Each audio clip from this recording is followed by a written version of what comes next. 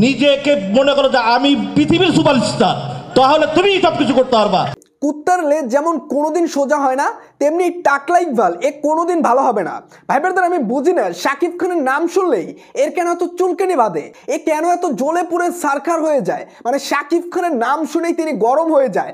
গতকাল যেমন এই স্টেজের মাধ্যমে একজন ব্যক্তি শাকিব খানকে তিনি আইডল মানতেই পারে, শাকিব খানকে নিয়ে সুন্দর সুন্দর কথা বলতেই পারে, সেই কথা শুনেই প্রযোজক ইকবাল একদম রেগে মেগে শেষ হয়ে গেল এবং উল্টাপাল্টা কথা বলা শুরু করে দিল। মানে এর মাথায় যেমন কোনোদিন চুল জ্বালাবে না, ঠিক তেমনি শাকিব খানকে নিয়েও এনি নেগেটিভ কথা বলা কোনোদিন বন্ধ করবে না। প্রযোজক ইকবাল তিনি যে কত বড় একটা ছোট লোক সেটা গতকাল তিনি আবার প্রমাণ করে দিলেন। মানে গতকাল এই হিরো শাকিব খানকে সুপারস্টার বলতেই, শাকিব খানকে নিয়ে বেশ কয়েকটা সুন্দর সুন্দর কথা বলতেই প্রযোজক ইকবাল একদম গরম হয়ে গেল এবং গরম হয়েই তিনি উল্টাপাল্টা মাথায় যা আইতেছে তাই বলে যাইতেছে।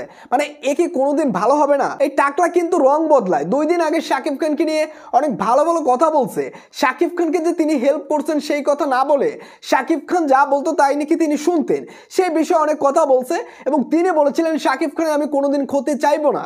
কিন্তু হঠাৎ করেই গতকাল এই ইন্টারভিউর মাঝে বেশ ইঙ্গিতপূর্ণ ভাবেই তিনি এমন ভাবে কথাগুলো বলছে যেগুলো সাকিবিয়ানদের মনে লাগছে এবং সাকিবিয়ানরা তো প্রযোজক ইকবালকে নিয়ে কন্টেন্ট তৈরি করতেছে এবং প্রযোজক ইকবাল এরা আসলে লজ্জা নাই, ইনি আসলে নির্লজ্জ একজন ব্যক্তি।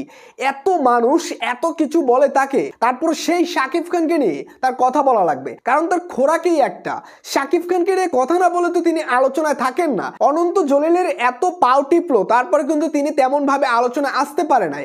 যখনই শাকিব খানকে নিয়ে কথা বলে তখনই কিন্তু তিনি আলোচনায় চলে আসেন এবং সোশ্যাল মিডিয়ায় শুধু ইকবাল ইকবাল ইকবাল। তো তিনি এই জিনিসটা বুঝেই শাকিব খানকে নিয়ে নেগেটিভ কথা বলে। তবে আমি বলবো যে টাকলা ইকবাল ইনি কোনোদিন আর ভালো হবে না।